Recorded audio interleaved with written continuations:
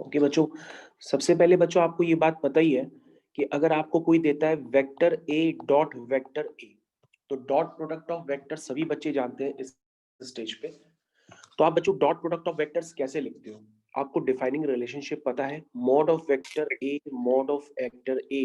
अगर ये दोनों वेक्टर सेम है तो वो एक ही जगह पे लाई कर रहे होंगे, तो उनके बीच का जो एंगल होगा वो थीटा की जगह हम क्या पुट कर देंगे? जीरो पुट कर देंगे। क्या पुट कर देंगे? जीरो। तो बच्चों ए डॉट ए क्या हो जाएगा? ये हो जाएगा मॉडुलस ऑफ वेक्टर ए का स्क्वायर। तो बच्चों ये जो रिलेशन है, इसी रिलेशन को यूज करके बोर्ड्स में ज्यादातर क्वेश्चन आते हैं। तो इस छोटे से रिलेशन को यूज करके बोर्ड्स में ज्यादातर क्वेश्चंस पूछे जाते हैं। अब वो क्वेश्चंस कैसे बनते हैं, उसके लिए जो 100% क्वेश्चन अभी तक एग्जाम्स में आए ही आए हैं, तो मैं आपको तो पहले वो बता देता हूँ।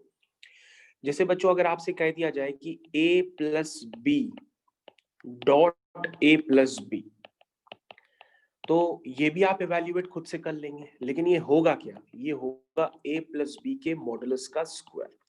अगर आप ऊपर वाला रिलेशन लिख सकते हैं तो नीचे वाला भी रिलेशन आप आराम से लिख सकते हैं, इसमें आपको कोई प्रॉब्लम नहीं होनी चाहिए। यानी अगर आप इसको ओपन करेंगे तो ये आ जाएगा a dot A plus A dot B plus B dot A plus B dot B. ये सभी बच्चे जानते होंगे।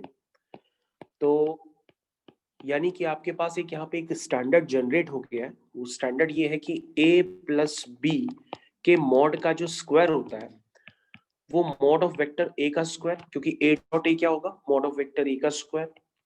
b डॉट b क्या होगा? मॉड ऑफ वेक्टर b का स्क्वायर। और बच्चों आपको बताया गया है कि जो a डॉट b होता है वही b डॉट a होता है, क्योंकि डॉट प्रोडक्ट क्या होता है? कॉम्यूटेटिव होता है। तो डॉट प्रोडक्ट कॉम्यूटेटिव होने की वजह से ये 2 टाइम्स a डॉट b के इक्वल हो जाएगा। तो बच्चों ये रिलेशन ऐसा नहीं है आपको आता नहीं होगा, ये भी रिलेशन आपको आता है। लेकिन जो अभी हमने दोनों बताए ये दोनों बेसिक रिलेशन है, इन पे बेस कोई भी क्वेश्चन नहीं आता है। अब जो क्वेश्चन आएगा वो किस रिलेशन पे आएगा वो आप सीधा समझिए। वो आएगा a plus B plus C के मॉडुलस का स्क्वायर। तो बच्चों अगर आप बिगिनिंग लेवल पे ये भूल जाते हैं कि ये है क्या, तो इसके लिए आप क्या करिए, पहले इसको एक बार डिराइव कर लीजिए, क्योंकि ज्यादातर लोग इसको गलत ही लिख देते हैं। तो आप इसको एक बार डिराइव कर लेंगे तो आपको ये हमेशा याद रहेगा। तो अगर आप इसको मल्टीप्लाई करेंगे, डॉट प्रोडक्ट एक ऑपरेटर की तरह यूज होगा, तो a dot A plus A dot B plus A dot C plus B dot A B dot B B dot C C dot A C dot B C dot C. तो ये सभी बच्चे जानते होंगे ये क्या आ गया, क्योंकि वही सारे टर्म्स आपस में रिपीट करेंगे। तो a डॉट ए हो जाएगा मॉड ए का स्क्वायर, b डॉट बी हो जाएगा मॉड बी का स्क्वायर, और c डॉट सी हो जाएगा मॉड सी का स्क्वायर। और बच्चों डॉट प्रोडक्ट कम्यूटेटिव होता है, तो जो a डॉट बी होगा वो b डॉट ए हो जाएगा, यानी सारी चीजें 2 टाइम्स हो जाएंगी। यानी a dot B plus B dot C plus C dot A. ये बच्चों एक ऐसा रिलेशन होता है। तो कुल मिलाकर के बच्चों आपको ये पता होना चाहिए आज के बाद, जो मैं आपको दोबारा लिख करके देता हूं, कि ये वाली जो आइडेंटिटी है, यानी कि a plus B plus C के मॉडुलस का स्क्वायर, ये आपको नींद में भी याद रखनी है, क्योंकि इस पे क्वेश्चन आएगा ही आएगा। मतलब अभी तक कोई ऐसा एग्जाम नहीं बना जिसमें क्वेश्चन ना आया हो। अब वो कौन सा आना है, वो गिने चुने कुछ क्वेश्चन है, उन्हीं में से ही आता है, लेकिन बिना इसको यूज किए वो क्वेश्चन हो नहीं पाएगा। इसलिए आपको इस आइडेंटिटी को अब लर्न करना है। ये आपको प्रूव करने के लिए नहीं आएगी, ये आपको लर्न करना है। इस पे बेस कोई भी क्वेश्चन हो सकता है, और क्वेश्चन बिना इस आइडेंटिटी को यूज किए बिना हो भी नहीं पाएगा। इसलिए आप इस आइडेंटिटी को जरूर से जरूर लर्न कर लें। अब जैसे इस आइडेंटिटी का बेसिक लेवल पे क्या क्या क्वेश्चंस बन सकते हैं जो एनसीईआरटी में है, सीबीएसई 2010, 2013, 2014, 15, 16 जो क्वेश्चंस आए हुए हैं वो मैं जिक्र करने जा रहा हूँ। तो बच्चों रेडी हो जाइए अगले क्वेश्चंस के लिए। तो ये आपको आइडेंटिटी मैं आपको फिर से हाईलाइट कर रहा हूँ, जिन बच्चों को नहीं पता है तो कृपया करके इसको बिना प्रूफ के डायरेक्टली लर्न कर लें, क्योंकि ये आपके काम की है काफी ज्यादा। ओके, तो बच्चों हम लोग अब सीधा सीधा क्वेश्चन की तरफ बढ़ते हैं, क्योंकि हम लोग को सब कुछ नहीं करना है, हम लोग को तो सिर्फ बोर्ड्स एक्सक्लूसिव ही करना है। तो आपके पास जैसे क्वेश्चन है, let A B C be three vectors, ये यूनिट वेक्टर्स नहीं है, ओनली वेक्टर्स ऑफ मैग्नीट्यूड 3, 4, 5, ठीक है। If each one is perpendicular to the sum of other two vectors, ठीक है। तो आपको प्रूफ करना है, प्रूफ दैट कि modulus of a plus B plus C जो है वो कितना आएगा, 5√2 आएगा। तो बच्चों ये क्वेश्चन काफी बार एग्जाम में आ चुका है। बच्चों आप अगर आप हमारे साथ लिख रहे हैं तो इस क्वेश्चन को फिर जरूर लिखिए, क्योंकि मैंने क्वेश्चन को प्रिंटेड फॉर्म में जानबूझ के नहीं लगाता हूं। मैं इसलिए लगाता हूं, रिटन में लिखता हूं, ताकि आप भी हमारे साथ लिख रहे होगे तो आपकी स्पीड हमारे साथ ही रहेगी, ठीक है ना। प्रिंटेड फॉर्म में तो मैं पढ़ करके डायरेक्ट क्वेश्चन फिर करने लगूंगा, आपका क्वेश्चन ही छूट जाएगा लिखना। इसलिए जब मैं क्वेश्चन लिखूं तो आप भी क्वेश्चन जरूर लिखिए, क्योंकि क्वेश्चन लिखने से पता भी रहता है कि मैंने ये काम किया था, ठीक है ना। ओके, तो ये बच्चों क्वेश्चन है। तो क्वेश्चन काफी इजी है, सब आप खुद ही कर सकते हैं इसमें। भाई वेक्टर्स का अगर मॉडुलस है तो यानी कि मॉड ऑफ वेक्टर ए जो है वो 3 है, मॉड ऑफ वेक्टर बी जो है वो 4 है, और मॉड ऑफ वेक्टर सी जो है वो 5 है। ये तो साफ साफ इसमें गिवन है, इसमें तो कोई दिमाग लगा भी नहीं सकते।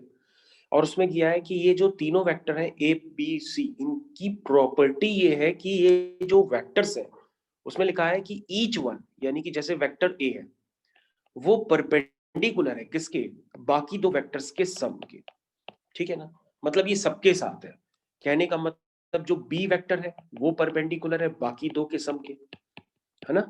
यानी जो सी वेक्टर है वो भी परपेंडिकुलर है बाकी दो के सम के। समझ में आया? यानी कहने का मतलब ये है कि परपेंडिकुलर अगर वेक्टर्स होते हैं तो आपको आपके सर ने काफी बार बताया होगा कि वेक्टर्स अगर परपेंडिकुलर होते हैं तो उनका जो डॉट प्रोडक्ट होता है वो 0 होता है। यानी आप इसको भी 0 करेंगे, b dot A plus C इसको भी 0 करेंगे, c dot A plus B इसको भी 0 करेंगे, क्योंकि वेक्टर्स अगर परपेंडिकुलर होते हैं तो ये हर बच्चा जानता है, क्लास 10th से पढ़ रहा है, बल्कि 9th 11th से पढ़ रहा होगा कि वेक्टर्स अगर परपेंडिकुलर होते हैं कि उनका डॉट प्रोडक्ट क्या होता है, 0 होता है। ये हर बच्चे को पता होना चाहिए, और अगर नहीं पता है तो आप याद कर लीजिए, अगर वेक्टर्स परपेंडिकुलर होते हैं तो उनका डॉट प्रोडक्ट 0 होता है। तो बच्चों यहां से रिलेशन आ गया a dot B plus a dot C equal to 0। तो बच्चों डॉट प्रोडक्ट में ज्यादातर लोगों को ये भी कंफ्यूजन होता है कि सर आप मल्टीप्लाई कैसे कर रहे हैं। तो बच्चों डॉट प्रोडक्ट एक ऑपरेटर की तरह यूज होता है। तो a dot B plus a dot C, जैसे मल्टीप्लाई एक ऑपरेटर होता है वैसे डॉट प्रोडक्ट भी एक ऑपरेटर होता है। तो जैसे आप मल्टीप्लाई यूज करते हैं वैसे आप डॉट भी यूज कर सकते हैं, तो उसमें बहुत आपको सोचने की जरूरत नहीं है। C dot A plus C dot B, तो बच्चों ये रिलेशंस आपके निकल करके आ गए। अब बच्चों आपसे पूछा क्या गया है, आपसे पूछा गया है mod of A plus B plus C, इसकी वैल्यू आपको निकालनी है। वो मैंने लेकिन अभी आपको दे दी है कि वो आपको 5√2 ही निकालनी है। तो बच्चों आगे के लिए आप a plus B plus C की आइडेंटिटी लिखेंगे तो आएगा mod A square plus mod B square plus mod C square plus 2 times a dot B plus B dot C plus C dot A. इनकी वैल्यू निकालनी है। अब इनकी value निकालने के लिए सबसे आसान तरीका ये है कि आपने जो ये तीनों रिलेशंस लिखे हैं इनको आपस में आप सम कर दीजिए। क्या कर देंगे? सम कर देंगे। तो बच्चों इन तीनों रिलेशंस को जब आपस में सम करेंगे तो ये आएगा 2 times a dot B plus B dot C plus C dot A, ये आ जाएगा इक्वल टू 0। दैट मीन्स बच्चों a dot B plus B dot C plus C dot A equal to क्या आ गया? 0 आ गया। मेरे ख्याल से ये रिलेशन आपको समझ में आ गया होगा। ओके, अब आपको क्या इवैल्यूएट करना है? वो इवैल्यूएट करना आपका आसान सा काम है काफी। ये 3 मार्क्स वेटेज का क्वेश्चन है। 3 मार्क्स के जो 7 क्वेश्चन आने उसमें से कोई एक क्वेश्चन हो सकता है। Mod A square mod B square mod C square plus 2 times A dot B plus B dot C plus C dot A.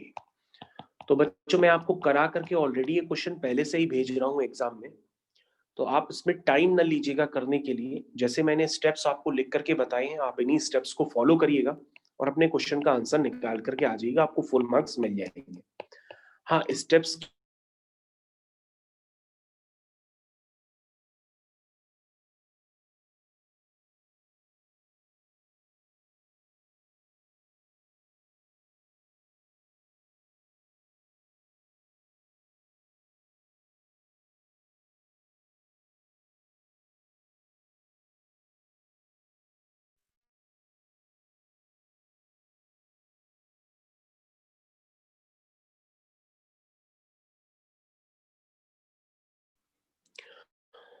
Okay बच्चों, तो हम लोग इसको आगे कंटिन्यू करके लिख देते हैं वापस। ये हो गया 2 times a dot B plus B dot C, तो ये 0 हो गया।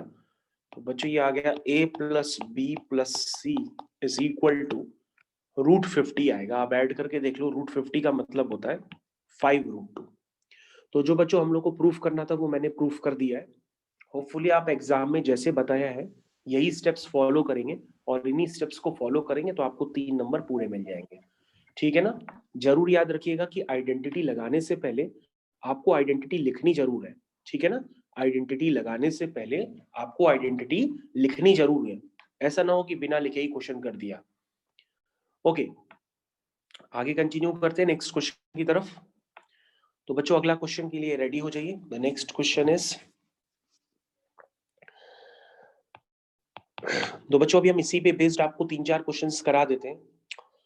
अब जो अगला क्वेश्चन आपको हम बताने जा रहे हैं वो अगला क्वेश्चन ज्यादातर बच्चे नहीं कर पाते, लेकिन बस वो बुक में देख लेते हैं एनसीईआरटी में और समझ जाते हैं कि उनसे हो जाएगा, लेकिन एग्जाम में क्या करके आते हैं वो आप चेक करना।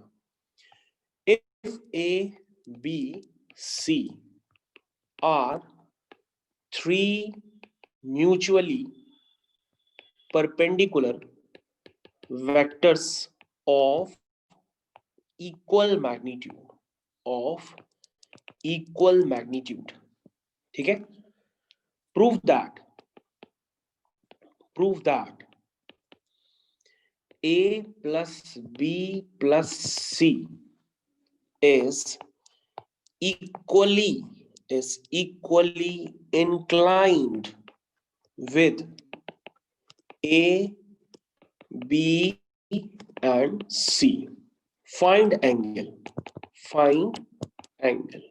तो बच्चों ये क्वेश्चन है आपका। ये क्वेश्चन आपने हो सकता है देखा हो, लेकिन आपने अटेम्प्ट नहीं किया होगा। अगर आप इसको अटेम्प्ट करेंगे तो हो सकता है आपका अगर बेसिक लेवल क्लियर ना हो तो आप इस क्वेश्चन को कर भी नहीं पाएंगे। तो क्वेश्चन में लिखा है कि यहाँ पर ए बी सी वेक्टर्स है, तो लेकिन ये तीनों आपस में परपेंडिकुलर है और इनका जो मैग्नीट्यूड है वो सबका सेम है। अब तुम कहोगे सर अगर ये तीनों आपस में परपेंडिकुलर है तो जो गिवन रिलेशन है वो तो हम जानते ही हैं। क्या क्या आप जानते हैं?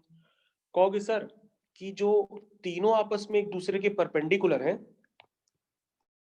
तो जो a डॉट बी होगा वही b डॉट सी होगा और वही c डॉट a होगा, और परपेंडिकुलर है तो डॉट प्रोडक्ट 0 होगा। ये तो सर हम समझ ही गए। और सर तीनों वेक्टर्स का मैग्नीट्यूड इक्वल है, इसका मतलब vector a equal to vector b is equal to vector c is equal to मान लो लैम्डा। लैम्डा कोई स्केलर है ना, कोई रियल नंबर हो सकता है लैम्डा। अब ये तीनों का मैग्नीट्यूड भी इक्वल है, तीनों परपेंडिकुलर हैं आपस में एक दूसरे के, तो ये तो मैंने लिख दिया। अब बच्चों क्या होता है कि आपको ये ऑलरेडी बताया गया होगा कि कभी भी दो वेक्टर्स के बीच का एंगल निकालना हो तो आपके पास दो चीजें होती हैं, एक होता है डॉट प्रोडक्ट ऑफ वेक्टर और एक होता है क्रॉस प्रोडक्ट ऑफ वेक्टर्स। तो बच्चों यहाँ पर कभी भी याद रखिएगा कि कभी भी दो वेक्टर्स के बीच का एंगल निकालना हो तो डॉट प्रोडक्ट से ही निकालते हैं, क्योंकि वही आसान होता है। ओके, तो बच्चों यहाँ पर किन दो वेक्टर्स के बीच का आपको एंगल निकालना है? एक वेक्टर है आपका a प्लस बी प्लस सी और एक वेक्टर है आपका a। यानी कि आपको देखिए प्रूफ क्या करना है, प्रूविंग की तरफ ध्यान दीजिए। सबसे पहले आपको एक वेक्टर जनरेट करना है a प्लस बी प्लस सी और एक वेक्टर है आपका a, इनके बीच का एंगल निकालना है। और कहा जा रहा है कि जो a plus B plus C के बीच और a के बीच का जो एंगल होगा वही a plus B plus C b के साथ भी बना रहा होगा, वही a plus B plus C c के साथ भी बना रहा होगा। यानी ये जो एंगल्स होंगे तीनों वेक्टर्स के साथ a plus B plus C के, वो a के साथ b के साथ c के साथ तीनों के साथ सेम आएंगे, और वो एंगल भी आपको निकालना है। अब क्या होता है कि ये क्वेश्चन लोग अगर अटेम्प्ट कर रहे हैं तो उनका a plus B plus C vector की तरफ ध्यान बहुत कम जाता है। वो a plus B plus C की तरफ ध्यान बहुत ही कम जाता है, क्योंकि वो डायरेक्ट इस तरह से लिखना पहले स्टार्ट कर देते हैं। a प्लस बी प्लस सी का किससे एंगल निकालना है? a से एंगल निकालना है। निकाल दिया। अब क्या लिखेंगे इसमें? दो वेक्टर्स के बीच का एंगल निकालने के लिए हम उनका डॉट प्रोडक्ट ले रहे हैं, तो क्या आएगा? a प्लस बी प्लस सी, ये पहला वेक्टर इंटू दूसरा वेक्टर, और उनके बीच का एंगल मान लो थीटा है, कॉस थीटा। तो यहां से बच्चों कॉस थीटा क्या आएगा वो आपको निकालना पड़ेगा। अब कॉस थीटा से पहले तो आपको इतने सारे टर्म तो सिंप्लीफाई करने हैं। अब पहले क्या करेंगे? आप a डॉट ए करेंगे, यहां से तो पूरा करके देख लीजिए एक के लिए, बाकी लिए सेम हो जाएगा। तो ये a डॉट ए हो गया, ये a डॉट बी हो गया, ये a डॉट सी हो गया। अब डॉट प्रोडक्ट कॉम्यूटेटिव होता है, तो चाहे a डॉट सी लिखिए चाहे c डॉट ए लिखिए, बात एक ही होता है। लेकिन आपको बताया गया होगा कि क्रॉस प्रोडक्ट कॉम्यूटेटिव नहीं होता है, इसलिए अगर यहाँ क्रॉस प्रोडक्ट होता तो a cross b is equal to minus times b cross a होता है। अब बच्चों ये वाली वैल्यू कौन बताएगा? ये वाली वैल्यू तो पता ही नहीं है, तो बच्चे बस इसमें ही उलझे रहते हैं और उनका ध्यान नहीं जाता है कि सर ने आइडेंटिटी तो ऑलरेडी बता रखी थी, तो उस आइडेंटिटी का यूज क्यों नहीं करते हैं? वो क्या करते हैं, बिना इस आइडेंटिटी को यूज किए a plus B plus C के लिए पता नहीं क्या करते हैं, ट्रायंगल बना लेंगे। ट्रायंगल बनाने के अलावा कोई अजीब टाइप की ट्रिग्नोमेट्री उसमें लग रही होगी, लेकिन ये आइडेंटिटी नहीं लगाएंगे। उनका इसकी तरफ ध्यान ही नहीं जाएगा कि आइडेंटिटी लगा करके तुरंत निकाला जा सकता है। तो ये मैं आपकी स्क्रीन पे कर रहा हूं, उसको आप देखते रहिए। तो बच्चों a प्लस बी प्लस सी तो अब आप निकाल सकते हैं।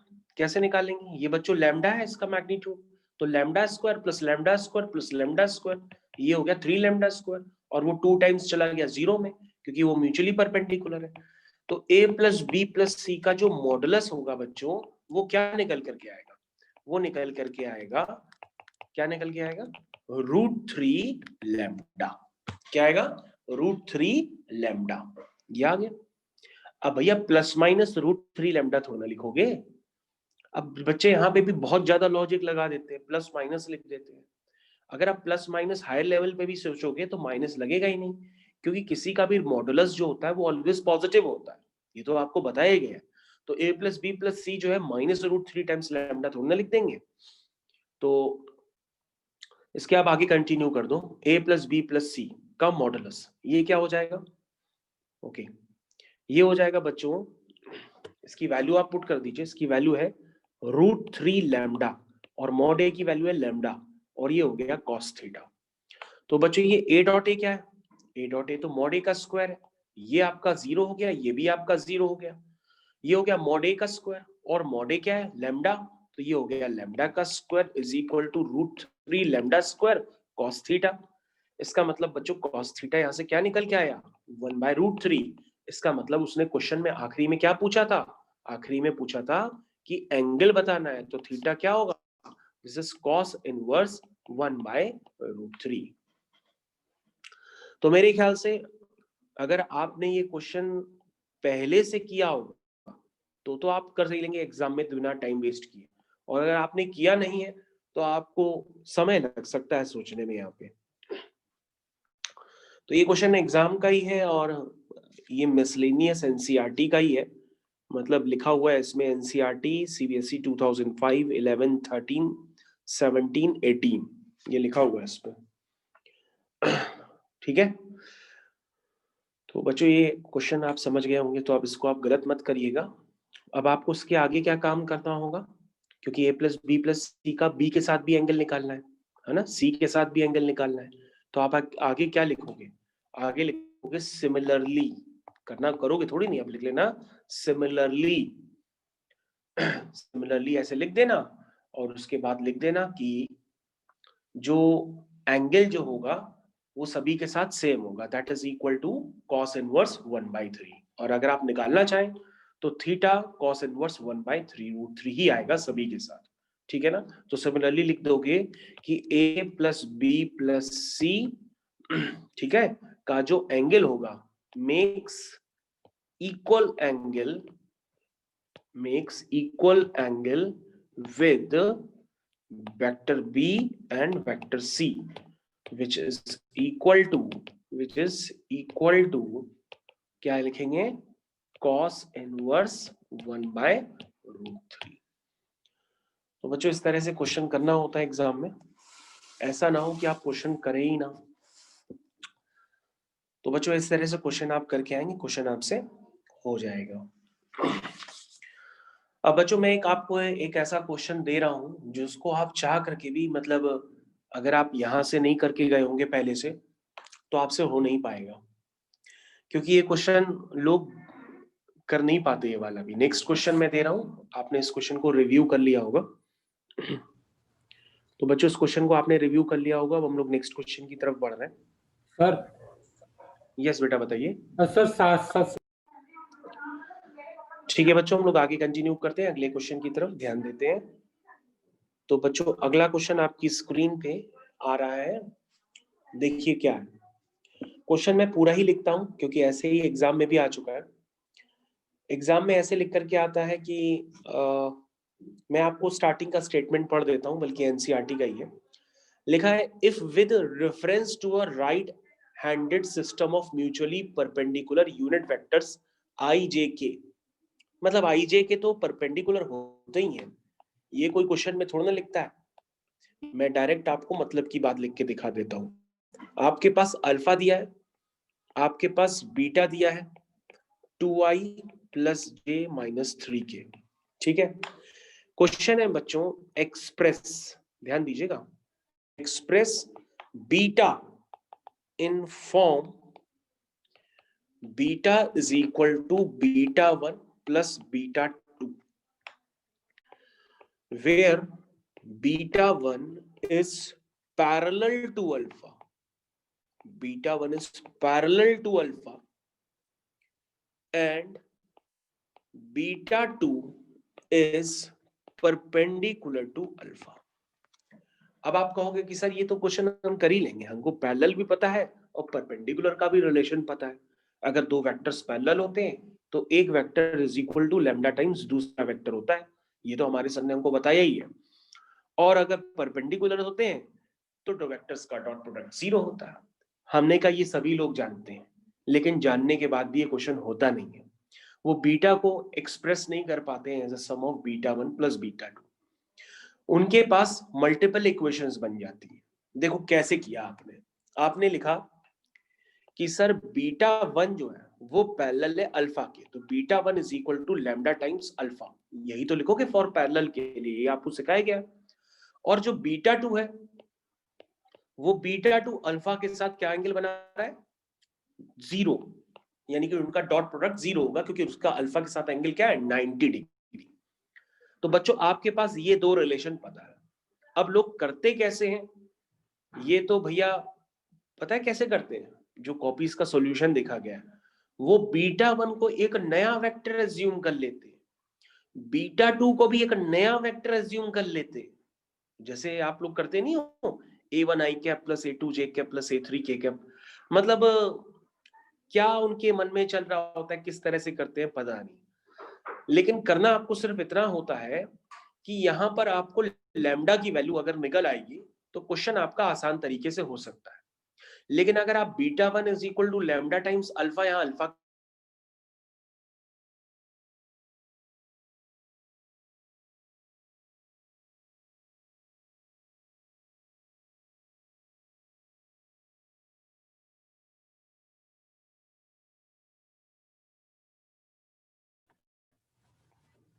सर आवाज नहीं आ रही है।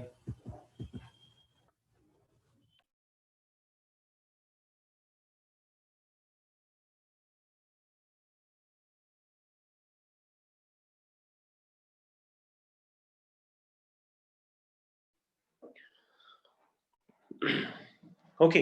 तो काफी लोगों ने इसमें आजमाया होगा, उनको कहीं ना कहीं कुछ प्रॉब्लम जरूर आ रही होगी अभी, और क्वेश्चन एनसीईआरटी का एग्जांपल है सिर्फ। तो बच्चों कैसे करेंगे, आपको ये रिलेशन यूज करना है, beta is equal to beta 1 plus beta 2।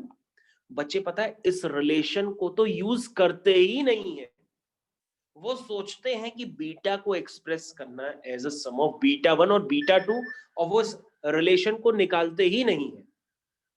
ठीक है, तो देखो कैसे करते हैं, इस रिलेशन को यूज किए बिना ये क्वेश्चन आप करेंगे ही नहीं।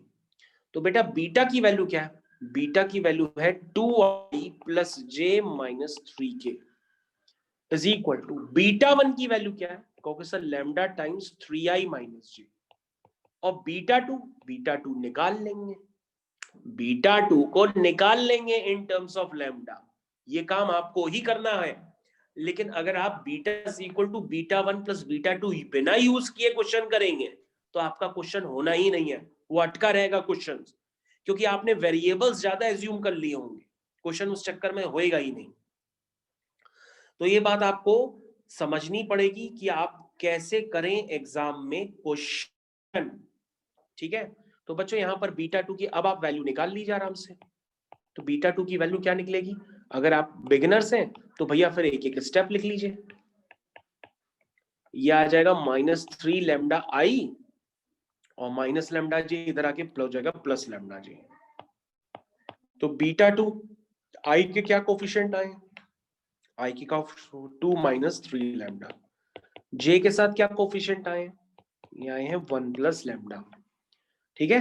ये जे के साथ कोफिशिएंट देख लो, और ये जो अकेला बचा है वो है -3 के। तो बच्चों मैंने आई के कोफिशिएंट कलेक्ट कर लिए हैं, आप ध्यान से देख सकते हैं, फिर मैंने जे के कोफिशिएंट कलेक्ट कर लिए हैं, और फिर मैंने -3 के लिख दिया है। तो बच्चों ये आपके पास बीटा टू आ गया, और बीटा टू आने के बाद आपका क्वेश्चन काफी आसान है, क्योंकि आपके पास रिलेशन गिवन है कि जो बीटा टू है वो अल्फा के साथ क्या बना रहा है, डॉट प्रोडक्ट उसका 0 है। तो बीटा टू यानी कि आप अगर इस रिलेशन को यूज करेंगे, ये जो रिलेशन मैंने अभी इंडिकेट किया है, टिक किया है, beta two dot alpha is equal to 0, तो यहां से बच्चों आपका निकल करके आ जाएगा अल्फा। कैसे करेंगे, बीटा टू डॉट अल्फा, इसको यूज कर लीजिए आप, 2 स्टार्ट करते हैं, देखिए 2 - 3 लैम्डा, ठीक है। तो 2 - 3 लैम्डा के साथ आई का कोफिशिएंट क्या है बच्चों, जरा आई का कोफिशिएंट चेक करो, अल्फा के साथ है तो आई का कोफिशिएंट है 3, डॉट प्रोडक्ट सभी बच्चों को आता है लेने, वो ले सकते हैं। उसके बाद है 1 प्लस लैम्डा, जे का कोफिशिएंट क्या है बच्चों, -1, और के का कोफिशिएंट क्या है, के का कोफिशिएंट है 0, ठीक है। तो बच्चों मैंने इसको 0 कर दिया है, और 0 करने पर यहां से आपके पास लैम्डा की वैल्यू निकल करके आ जाएगी, ठीक है। तो सभी बच्चे यहां से कैलकुलेट करें लैम्डा की वैल्यू, और लैम्डा की वैल्यू मेरे को बताएं क्या आ रही है, 1/2। ओके। तो लैम्डा की वैल्यू यहाँ पे बच्चे की निकल के आ गई है, this is lambda is equal to 1/2। तो बच्चों सारा खेल जो है वो इक्वेशन में सिर्फ लैम्डा पे टिका हुआ है, लेकिन आप क्या करते हो, लैम्डा को निकालने के लिए अलग से इतने वेरिएबल एज्यूम कर लेते हो, तो सही नहीं है। तो याद रखिएगा कि क्वेश्चन को करने के लिए आपको ये रिलेशन यूज करना काफी जरूरी है। कौन सा relation, beta is equal to beta one plus beta two. अगर आपने बिना इस रिलेशन को यूज किए किया तो क्वेश्चन होएगा ही नहीं, आप चेक करते रहो उसको, ठीक है। तो लैम्डा आ गया हाफ। तो बच्चों आप क्वेश्चन आप खुद से कर लीजिए, बीटा को एक्सप्रेस करना था as a sum of beta one plus beta two. तो बीटा वन क्या है बच्चों, जरा बताएंगे, पीछे से देख लेता हूं मैं। बीटा वन है लैम्डा टाइम्स अल्फा, तो लैम्डा क्या है आपका 1/2, और अल्फा क्या है आपका, अल्फा है बच्चों आपका 3i माइनस जे, ठीक है, plus beta to, beta two निकालिए, एक सेकंड।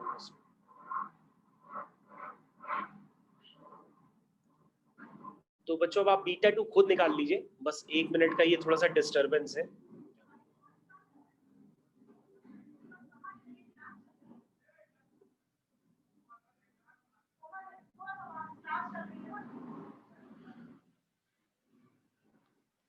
ओके बच्चों, तो ठीक है, बीटा टू आपने निकाल लिया होगा।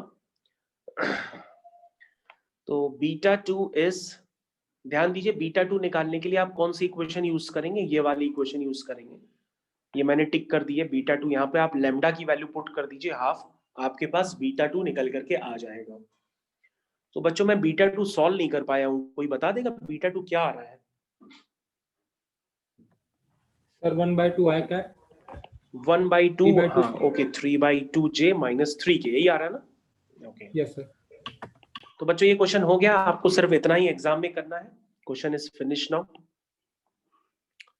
तो बच्चों ये काफी बार क्वेश्चन जो एग्जाम में आ चुका है, अब आप इसको गलती से भी गलत मत करिएगा, क्योंकि देखने में आपको जरूर लगेगा हो जाएगा, लेकिन जब आप करने बैठेंगे तो आपको थोड़ा सा महसूस होगा कि ये क्वेश्चन का आंसर निकल नहीं रहा है, और होगा सिर्फ एनसीईआरटी का ही।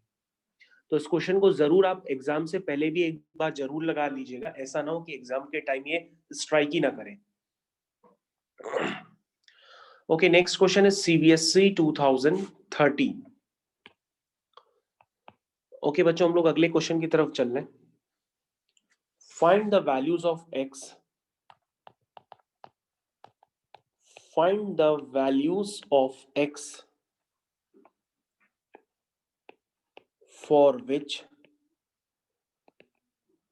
the angle between the vectors, find the values of x for which the angle between the vectors, vector है बच्चों, vector a is equal to 2x square I plus 4xj plus k, ठीक है, and vector b is equal to 7I minus 2j plus xk plus xk is obtuse, is obtuse। तो बच्चों इधर ध्यान से देखिएगा, आपको ये जो x दिया है ये आपको x निकालना है, और यहां पर आपको क्लियर कट मेंशन है, क्वेश्चन बड़ी खुद पढ़ सकते हैं, आपको x की वैल्यू निकालनी है जैसे कि a और b के बीच का जो एंगल हो वो ऑप्टियूस हो। क्या हो? ऑप्टियूस एंगल हो। तो बच्चों ये क्वेश्चन आपको करना है खुद से, और मेरे को x की वैल्यू बतानी है। ये क्वेश्चन आई थिंक इजी है, इसलिए आप खुद कर सकते हैं, वेट कर रहा हूं। तो सबसे पहले बच्चों, इसके पहले वाला क्वेश्चन भी आप लोगों को क्लियर हो गया होगा, मैंने स्क्रीन पे आपको दिखा दिया है।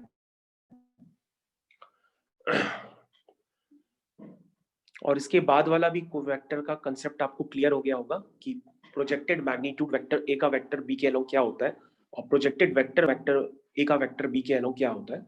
और उसके पहले वाले क्वेश्चन का सिर्फ इतना कंसेप्ट था कि अगर दो वेक्टर्स के बीच का एंगल अगर ऑब्ट्यूस एंगल है तो उनका जो कॉस थीटा होगा उसे आपको नेगेटिव करना होगा। तो कॉस थीटा की वैल्यू होती है A dot B upon modulus of vector A modulus of vector B. अब फॉर्मेलिटी के लिए क्वेश्चन कर लेते हैं। तो फॉर्मेलिटी के लिए क्वेश्चन जो आपके एग्जाम में आ चुका है वही आप क्वेश्चन कर लीजिए। क्वेश्चन है बच्चों, फाइंड द प्रोजेक्शन, क्वेश्चन है find the projection of vector, vector है आपका 7i plus j minus 4k on 2i plus 6j plus 3k। तो बच्चों इस क्वेश्चन को आप खुद अटेम्प्ट कर लीजिए, मैं सिर्फ इसका आंसर ही लिखूंगा, क्योंकि मैं ऑलरेडी इस क्वेश्चन का कंसेप्ट आपको बता चुका हूं, उसको आप यूज कर लीजिए। तो projection of vector A on vector B, तो जिसका प्रोजेक्शन जिसके अलोंग चाहिए, तो जिसका प्रोजेक्शन चाहिए तो किसका चाहिए? इसका चाहिए। तो इसको आप क्या मान लोगे? इसको मान लोगे आप ए, ठीक है। किसके अलोंग चाहिए? इसके अलोंग चाहिए, तो इसको आप क्या मान लोगे? बी मान लोगे। समझ में आया? तो ये ए हो गया, ये बी हो गया। तो ए का प्रोजेक्शन बी के अलोंग निकालना है, वो मैं आपको सिखा चुका हूं, वो आप डॉट प्रोडक्ट यूज करेंगे और डॉट प्रोडक्ट से उसका प्रूविंग निकाल लेते हैं, और ये वैल्यू निकल करके आती है A dot B upon modulus of B. और यदि वे वैल्यू बी के अलोंग चाहिए तो हम बी के डायरेक्शन का यूनिट वेक्टर मल्टीप्लाई कर देते हैं। और अगर यूनिट वेक्टर में आपको कंफ्यूजन है तो यूनिट वेक्टर का कंफ्यूजन भी मैंने आपको क्लियर कर दिया कि जैसे मान लीजिए आपको 2 यूनिट एक्स एक्सिस के अलोंग चलना होता है, तो आप एक्स एक्सिस के अलोंग का यूनिट वेक्टर क्या मल्टीप्लाई करते हो? आई कैप, तो वो 2i कैप बन जाता है। उसी तरीके से ये जो प्रोजेक्टेड वेक्टर है, अगर आपको बी के अलोंग दिखाना है तो बी की डायरेक्शन का unit vector B cap multiply कर देंगे, और बी कैप की वैल्यू क्या होती है? Vector B upon modulus of vector B. Okay, मैंने काफी ज्यादा एक्सप्लेन कर दिया, कोई नया बच्चा भी होगा तो उसको भी एक्सप्लेन समझ में आ गया होगा। तो एक्सप्लेनेशन सभी को क्लियर है?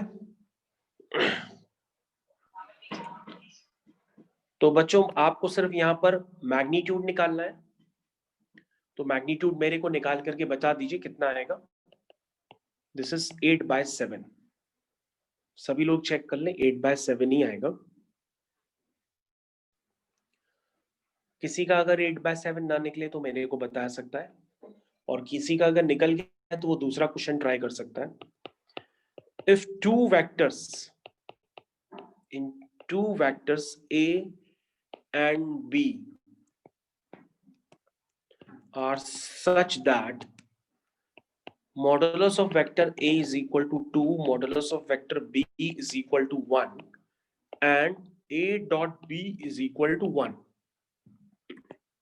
Find, आपको निकालना है 3A minus 5B dot 2A plus 7B। ये वैल्यू आपको वैल्यूएट करनी है। देखो भाई, जिसका अगर 8/7 निकल करके आ गया हो, उसको लग रहा हो उसको बहुत अच्छा समझ में आ गया, तो भैया वो दूसरा क्वेश्चन करे जो भी मैंने प्रिंट किया है। बच्चों, मैंने आपको सिर्फ दिया है एक छोटा सा काम करने के लिए, ये 2 नंबर का ही क्वेश्चन है। This is 3A minus 5B, ठीक है, डॉट 2A plus 7B। सिर्फ मैंने इतना लिखा है, ठीक है। तो इसमें आप क्या करो, आप तो जानते हो डॉट प्रोडक्ट, मैं इतनी देर से बता रहा हूँ, ये एक ऑपरेटर होता है, इसको ऑपरेटर की तरह आप यूज करो।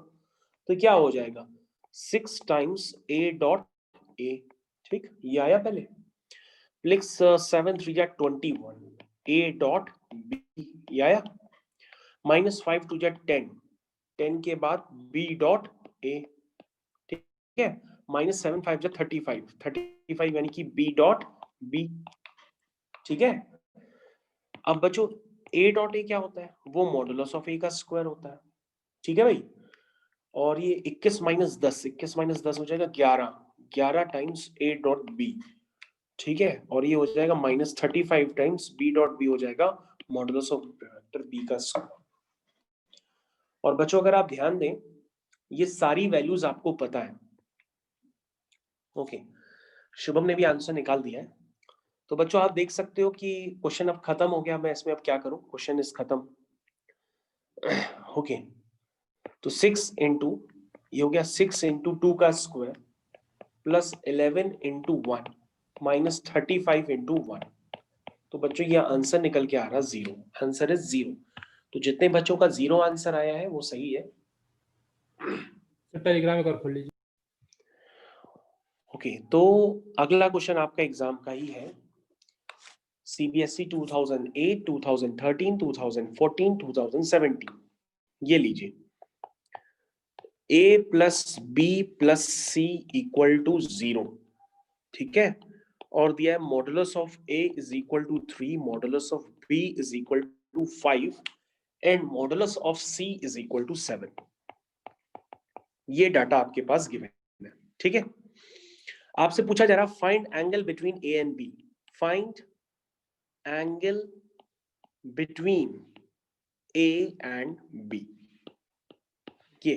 ये क्वेश्चन आपसे पूछा गया। इसकी वर्किंग ज्यादातर लोग गलती करते हैं।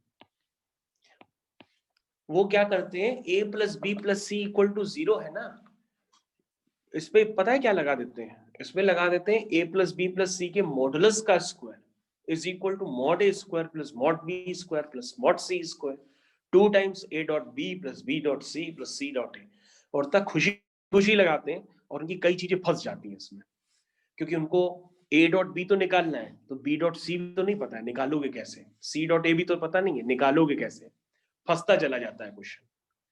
तो a plus B plus C equal to 0 देख करके फटाक से आइडेंटिटी लगा देता है आदमी, कहता है सर ने आइडेंटिटी पढ़ाई है 4 बार, तो चलो यही आइडेंटिटी लगा देते हैं, लेकिन लगाते ही क्वेश्चन फंस भी जाता है। इसलिए आपको ये पहले से लगा के जाना पड़ेगा। ये क्वेश्चन इसमें आ चुके हैं एग्जाम्स में, और इस तरह के कम से कम 5 से 10 क्वेश्चंस दिए गए हैं। सबका पैटर्न एक ही है करने का। आप क्या करोगे, ए और बी के बीच का एंगल निकालने के लिए कहा गया, तो आप ए और बी के बीच के एंगल पे टारगेट करोगे, ठीक है। ओके, एक बच्चा है, वो आंसर अभी उसने निकाला है, नाम उसका है तरुण। तो चलो देखते हैं तरुण का आंसर सही है कि नहीं। वैसे तरुण के ज्यादातर आंसर सही होते हैं। तो a plus B plus C equal to 0। देखो बच्चों, पहले स्टेप पे गलती, बेटा ये अपने स्टेप्स भी ध्यान रखना, तुम्हारे पूरे नंबर भी आ सकते हैं। तुमने देखो ध्यान से देखो, ये तो नहीं लिखा है a plus B plus C equal to 0, इस पे भी नंबर कट जाएगा। ये जो 0 होता है ना, जब आप ये 0 लिखेंगे तो 0 पे वेक्टर का साइन होता है। ध्यान दीजिएगा, ये 0 जो क्वेश्चन होगा ना, उस क्वेश्चन में भी 0 के ऊपर एक वेक्टर का साइन होगा। ध्यान दीजिएगा, ये सारे स्टेप्स हैं बोर्ड एग्जाम में, जहां पर फुल मार्क्स वाले बच्चों पर कॉपी चेक की जाती है। जिन बच्चों के फुल मार्क्स निकलते भी है ना, तो इनकी कॉपी 2-3 बार चेक की जाती है। ऐसा तो नहीं किसी स्टेप पे जबरदस्ती के नंबर चले गए हो, तो वो लोग फिर फुल मार्क्स वालों पर एक एक छोटी छोटी निगाह से चेक करते हैं, क्योंकि जो टॉपर्स की कॉपी होती है वो ऑलरेडी पब्लिश करनी पड़ती है मीडिया में। तो वो एक एक छोटी छोटी निगाह देखते हैं कि कहाँ उसने वेक्टर का साइन मिस किया है, कहाँ पर है। तो 0 के ऊपर वेक्टर का साइन आना बड़ा ही कंपलसरी है। क्वेश्चन में लिखा होगा a plus B plus C equal to 0 vector, लेकिन जब आप सॉल्यूशन लिखोगे तो 0 के ऊपर वेक्टर नहीं लगाओगे। तो देख लेना बेटा, तुम्हें तो पूरे नंबर चाहिए। तो a plus B is equal to minus C, तो ये हो गया। ठीक है,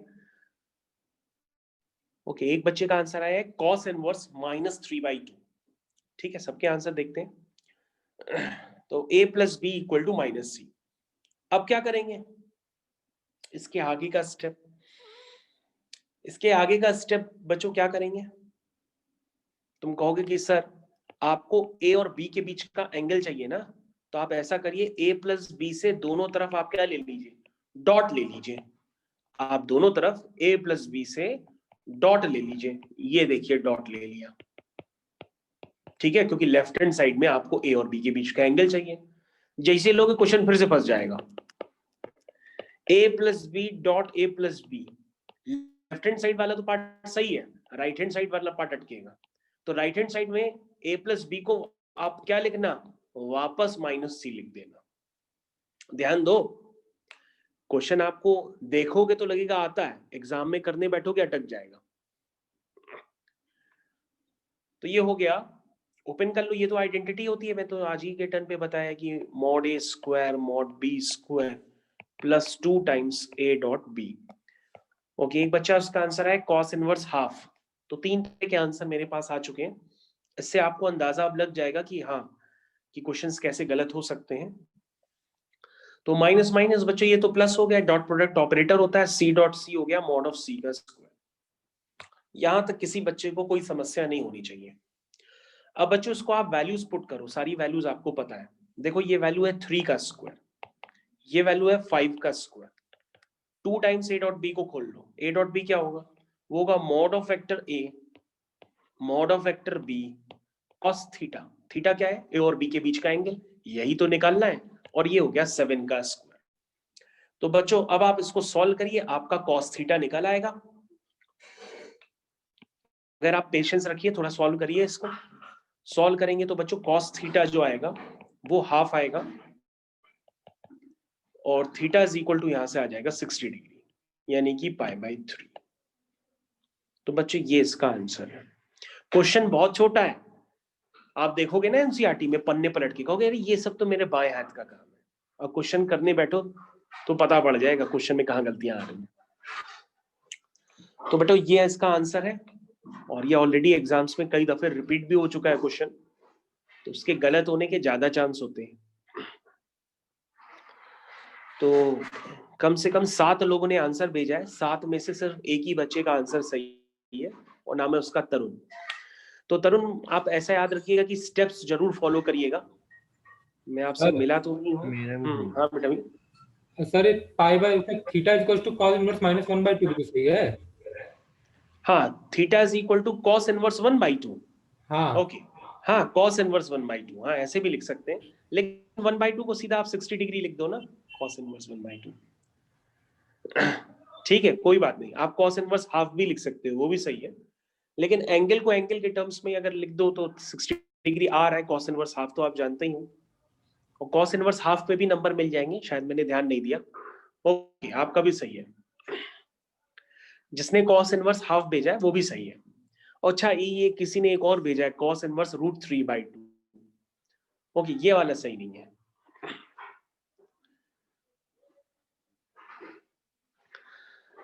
तो आंसर यहाँ पर आप लोग के सही है। तो मेरे हिसाब से तरुण का आंसर सही है और निखिल का आंसर सही है। ओके, अच्छा तुमने कॉस इनवर्स में हमको लग रहा माइनस हाफ लिखा है। ओके, वो हाफ ही है, ठीक है ठीक। तो बच्चों आपको अंदाजा तो लग ही गया होगा। तो अगला क्वेश्चन आपके पास दे रहा हूं, वो भी आपका गलत हो सकता है। तो बच्चों अगला क्वेश्चन जो है वो आप ऑलरेडी काफी दफे कर चुके हो, और ये क्वेश्चन फिजिक्स में भी आपने किया है, लेकिन क्लास 11th में किया है। जिन बच्चों ने फिजिक्स प्रॉपर की होगी एनसीईआरटी वगैरह से, तो उनको क्लास 11th में क्वेश्चन ये जरूर मिला होगा। If vector A, if unit vector A and unit vector B, मतलब मैं प्रॉपरली अच्छा पूरा लिख देता हूं उस क्वेश्चन को, रिड्यूस नहीं कर रहा हूं। इफ, मैं पूरा लिख देता हूं, आप पढ़ लो। Are unit vectors inclined at an angle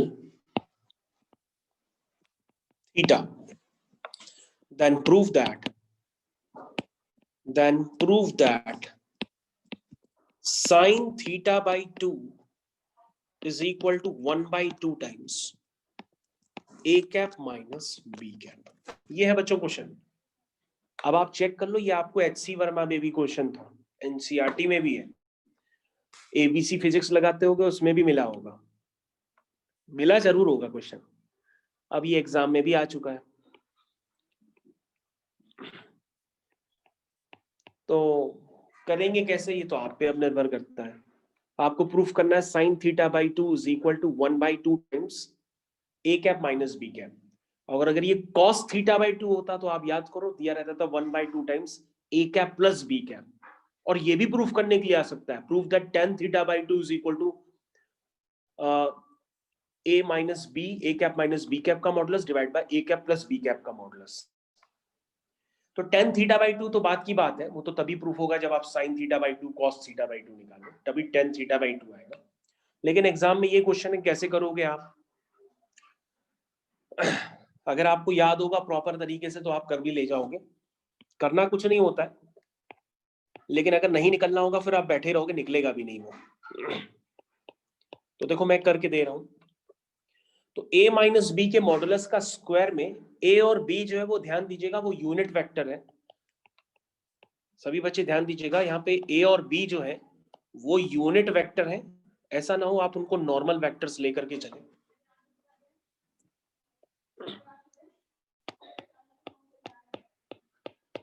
तो बच्चों इसको आप ओपन करिए आराम से। ये क्या हो जाएगा, a cap dot a cap minus a cap dot b cap minus b cap dot a cap plus b cap dot b cap. ये आ गया a cap minus b cap is equal to, okay. एक बच्चा हमसे पूछ रहा है कि इसके पहले वाले क्वेश्चन में अगर हम जनरल सॉल्यूशन लिख दें, मतलब जनरल सॉल्यूशन नहीं पढ़ाया जाता है, cos theta is equal to cos alpha, तो theta is equal to 2n pi plus minus alpha. हाँ बेटा वो भी आप लिख दोगे तो चलेगा आंसर, लेकिन आपसे क्वेश्चन में जनरल सॉल्यूशन नहीं पूछा गया है, आपसे सिर्फ एंगल पूछा गया है।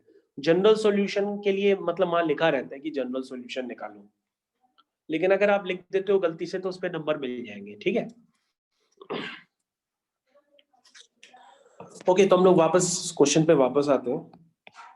तो ए कैप ये हो जाएगा, ये हो जाएगा बी कैप का square minus 2 times A cap dot B cap. यहां तक आप चेक कर लो, कोई दिक्कत तो नहीं है अभी भी। हो जाएगा A cap minus B cap का स्क्वायर इज इक्वल टू, तो ये बच्चों आप आगे कंटिन्यू कर लीजिए आप खुद से। ये 1 हो जाएगा, ये भी 1 हो जाएगा। ए कैप और बी कैप को खोलोगे डॉट प्रोडक्ट से तो आएगा mod of A cap mod of B cap cos theta. तो बच्चों मैं डायरेक्टली लिख देता हूं 2 माइनस 2 कॉस थीटा, ठीक है। अब इसके आगे के स्टेप में तो आप महारत हुई। याद रखिएगा अगर ये कॉस थीटा बाई 2 के टर्म्स में आ जाए तो आप क्या कंसिडर करोगे, ए कैप प्लस बी कैप का होल स्क्वायर कंसिडर करना पड़ता है। तो बच्चों ये क्वेश्चन बस स्टार्टिंग में कोई आपको हिंट दे दे यूज क्या करना है, अगर कोई हिंट दे देगा फिर तो आप क्वेश्चन कर ही लोगे। तो ये बच्चों ये इसकी हिंट है, इसको यूज किए बिना आप क्वेश्चन कर भी नहीं पाओगे, तो ये इसकी हिंट है, ये याद रखिएगा। ये क्वेश्चन आप पहली बार वैसे नहीं कर रहे हो क्या? आपने फिजिक्स में किया है ये क्वेश्चन?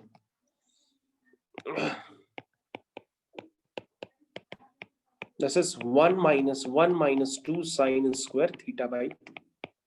ठीक है भाई, इतनी ट्रिग्नोमेट्री तो जानते हो भाई। तो ये हो जाएगा sin square theta by 2 is equal to 1/4 times a cap minus b cap का स्क्वायर। तो बच्चों यहां से आ जाएगा sin theta by 2 times 1/2 times a cap minus b cap का स्क्वायर रूट लेंगे तो ये आ जाएगा। अब प्लस माइनस तो नहीं आएगा ना, क्योंकि मॉडुलस है ना, मॉडुलस का रिजल्ट क्या होता है? पॉजिटिव होता है। ओके, तो आपको जो प्रूफ करना था वो तो आप पहले से ही आपको पता है, तो उसमें ज्यादा दिमाग नहीं लगाएंगे, जो प्रूफ करना था वो तो आ गया।